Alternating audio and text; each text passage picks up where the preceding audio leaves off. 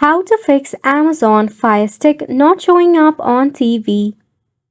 Hey everyone, welcome back to the channel, and let's get right into this quick and easy tutorial. To fix an Amazon Firestick not showing up on your TV, first and foremost you need to make sure that your Firestick battery is at optimum speed. If not, check for the battery of your Fire Stick. Also make sure that you have inserted the Fire Stick correctly in the HDMI port. Often, when your Fire Stick is not working, mainly it is because there is some issue in the HDMI input.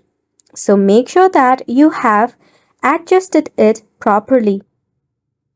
Then, try to turn your TV on once again and check if your Fire Stick is working or not.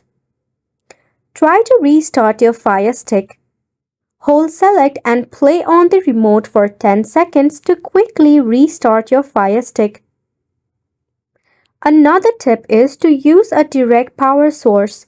If possible, power your Fire Stick by plugging it in directly into a power socket on your wall, not in your TV.